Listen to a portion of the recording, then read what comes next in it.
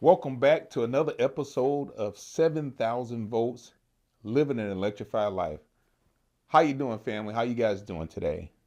To me, I'm doing wonderful. Today's topic, the big play. And when I say the big play, I do mean the big play. We live in an era. I'm blessed and I'm grateful to be a father because I get a chance to parent. I get a chance to teach my boys and my girls the right direction and the right way. And just for some reason with those boys, David's in baseball right now, Michael's in soccer, and I always have to teach them when they're out the bat, when they're playing baseball, they want to hit a home run every time. They're swinging big. And that's where we get our topic for today, the big play, because you can cor- you can we can correlate it we can correlate that over to life because everybody wants to hit a home run. They want the big play. They just want to swing and here batter, and they want to be Babe Ruth or Barry Bonds and just knock it out the ballpark every time they step up to the plate. And I have to tell my boys what I'm telling you guys today. Not that you're my children, but I'm telling you because I tell them, and in the process of telling them, I have these moments of clarity. I'm like, if people would think like this and stop trying to hit the home run ball every time they step up to the plate, they'll get a lot more done. So I find myself telling the boys, stop trying to kill it. Stop trying to hit a home run and relax. And just hit the ball. And every time we do, they hit it towards the fences. In fact, at practice this week, David broke the bat. I think I got video of it too. He broke the bat. I don't know what bat they was using, but they was doing batting practice, and David broke the bat. I couldn't believe it. I said, man, that's a powerful young man. I wonder where he gets that from. So everybody wants the knockout punch. Everybody wants that highlight moment. Everybody wants to hit the game winning shot. But here's the problem. Can you back it up tomorrow at tomorrow's game? So what's the point of showing up big today and not showing up tomorrow? See, in life, we have to show up every day. We have to show up for ourselves, number one. We have to show up for our family, for our kids, in our profession, whatever it is that we do. And guess what? It's not a home run ball every day. Oh, it's nice to hit a home run ball. You get the highlight for that moment. It's good when you can be like Mike Tyson or Roy Jones or I don't know all these boxers that can knock somebody out with one punch. But where's the substance if you can't do it on a consistent basis? We get to ride that mountain, we get to ride that wave when you're good at what you do. But where's the substance when that wave comes down? What is your foundation built on? And where do you go after the home run? Where do you go for that high of life that you're looking for? Where do you go for that mental clarity? Where do you go if you're just searching for that home run, the home run ball, the highlight reel, the knockout punch? What's next? If we don't have that foundation that's going to carry us to the next day and the day after, and the day after that, the next week, the week after that, the next month, the month after that, the next year, and the year after that. Folks, we do one day at a time. We do the best that we can, and we try to find the substance that keeps the wheel turning around. They said the squeaky wheel gets the grease. What's the squeaky wheel in your life that's getting the grease? So for me, and maybe for you, it may sound elementary, but it's simple. It's just repeating the process, getting better at it, repeating the process, growing, learning something, putting it into our toolbox or our tool bag, so that we can grow and continue to move forward. Like I talked about in the last episode, taking the training wheels off. So now that the training wheels off, are you going into it? Are you going on the BMX ride, or are you just going for a friendly ride on the trail in your town? You get to choose that. And so, what's it going to be? So the process starts with the mindset. And for me, many, many years ago, I decided after I got my last speeding ticket, probably over, I know it's been over 20, 25 years ago, I decided to slow down. What was the rush? And the result of me slowing down, guess what? I did not get speeding tickets. Can you imagine that? All I had to do was take my foot off the gas and slow down. What if we decided today and for the next week or the 21 days that we're going to obey all the traffic signals on the road? Guess what? We can be focused in with the mindset of I'm staying in my lane, I'm staying in my car, so everything else around me doesn't affect me. That'll cut down on some road rage. Man, some people got some serious road rage. And I rarely ride with other people, but when I do and I see people with road rage, I'm like, man, it's cool. Don't let it upset you. Don't even think about it. Let's focus on what we get ready to do, because some people got it bad. I've seen people get out of church, man, and trying to get out of the church line over at Grace. And I'm like, whoa, go back into that worship spirit that you had earlier, because you about to lose your mind over something they didn't mean to cut you off. Or maybe they did. Who cares? It's all about the mindset. What if you decided that you're not going to let any negativity inside your world of peace? How would that affect your life? How would that affect you in the next 21 days? So when we make that conscious effort to make those decisions, and watch this, it doesn't matter the color of your skin, whether you black, white, pink, purple, whatever color skin types that are out there. It doesn't matter. What matters is you make a conscious effort to forge forward, to live in peace for today. And that same peace you live for today, you live for tomorrow, and then the next day. And you try to find a common ground with your fellow man, regardless of their race, color, or creed. And that's when you see real change in your life. What if you was colorblind? How would you forge forward? How would you make your decision when it involves other people? Is it because of the skin color? Or is it because of some misconceived idea that you heard or you grew up in? How? And I'm getting off the subject a little bit because I wrote some things in my notes that I'm talking about, because this stuff it really is important.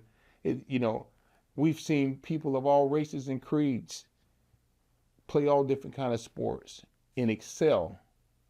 And it's not by the color of your skin that you're going to excel or be better here or there in any sport. It's that mindset. It's that foundation of that mindset that helps you succeed. It's that positive mentality. And it's the foundation that we have in God Almighty that is the goal, that is the final pieces that anchors us to the ground.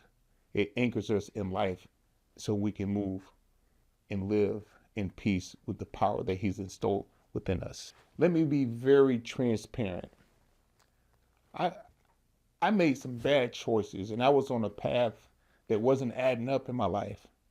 I was trying to hit the home run ball when I committed armed robbery. I was selling drugs. I was doing things that had me on a path to destruction. So I had to operate differently. I had to do what I'm asking you to do. I had to do things differently. I had to see life through a different set of lenses. I had to make better choices. I had to stop making excuses and build this foundation that I now have. And let me be clear when I say this. As a black man, I'm a black man. That's all it is. I grew up in an era and I hung around people that, oh man, the white man don't want us to have this, and man, the cars are stacked up against us, and this, that, and the other. Let's be real. Who is they? What white man are you talking about? Are there some unfairness here or there? Maybe it is. I learned not to focus on things that I have no control of. Let's just marinate on that for a second. The cards are stacked against us. There's a movie I think it's called 48 Hours with Eddie Murphy. And I love this part because it's a part in the movie he put bananas in the tailpipe and the car wouldn't start. It putter, for you all that's old enough to seen that movie, you know what I'm talking about. So I'm going to say this to you today. If this is you or you know somebody like this, the cards are stacked against us or they don't want us. Please, people, understand what I'm about to say. Stop falling for the banana in the tailpipe. The cards are not stacked against you. You are stacked against you once you speak these words into your life. Remember, we are creators, and when we use our words to create, we forge a better life for ourselves. And if you're not where you want to be at this present time and moment, your life is where you already prophesied it or spoke it to be. As simple as that. Stop falling for the banana in the tailpipe. If your mind is set on doing things a certain way, good or bad, then that's the way you're going to do them because your mind is set to do it. So let's take it back up so many years ago when I first started barbecuing. When I grew up barbecuing, I grew up in the era and I learned how to barbecue. Well, I didn't learn, I watched how barbecue was done. And back in the day, the meat wasn't like it was today. It was wild meat. So what my grandfather, my older uncles and relatives do, when they got this wild meat that they caught, they boiled it. They boiled it in the pan for however long they boiled it. They put different seasons in there and they boiled it. And then after they boiled it, they pulled the meat off and then they put it on the grill. And after they put it on the grill, they smoked it or barbecued it or whatever means of terms that they used back in the day. Then they soaked it down with barbecue sauce. And when I started off barbecuing, that's the only way I knew, so that's the way I barbecued. But curiosity got the best of me. And, I started research. I'm like, how can I get barbecue to turn out better, to look like some stuff that you see at a picture perfect barbecue? Because the way we did it just wasn't it. It was the way we did it. And so I started learning that I didn't have to boil the meat before I put it on the grill. I can't get a tender piece of meat without soaking it up with barbecue sauce. That's one way of grilling, and some people still grill that way, even though they don't have to because they haven't took the time to learn to do it a different way. I say a better way. We'll just say, for the sake of argument, a different way. And when we get stuck and complacent in doing things in a certain way and not open to change, then the results will be the same. We'll always get what we always got. So if you always do what you've always done, your results are going to be the same. If you show up to work and do the bare minimum all the time and wonder why you get no promotions and there's no growth and you can't get a higher pay raise or even promoted within the company that you're at, look in the mirror. You might be doing things the same way. You still barbecuing, you still boiling that meat when you don't have to.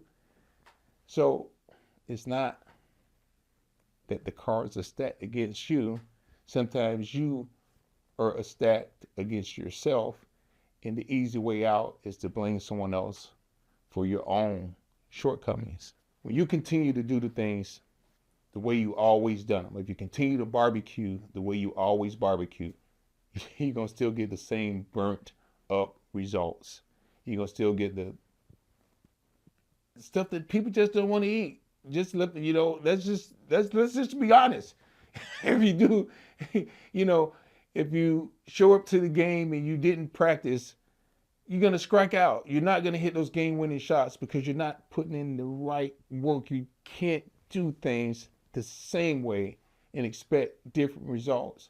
It's funny when I talk to some of my guys sometimes, hey, listen, these are the changes we're going to be making and this and that. And sometimes I have to hear ideas that they were unsolicited.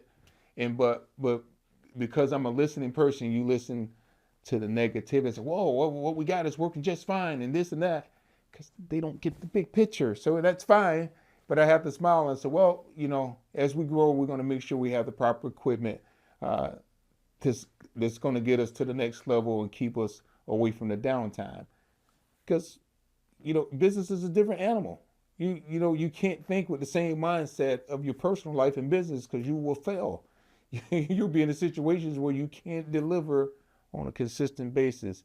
That's another whole topic, another whole episode. So we're gonna focus and bring it back in on the burnt up barbecue. Some people serve it with a lighter fluid that's god awful. Stop putting lighter fluid on the grill, people. I don't even understand why they still sell it in the stores, but we understand it's a money thing, so we're gonna leave that alone. But as I close here, I have a question. So let me ask you today. Where in your life are you still barbecuing the old way? Where are you still stuck in a mindset that's keeping you from the better results? Think about that. Let it marinate and then make that change. Be careful. Be safe. Stay electrified. Have a great week.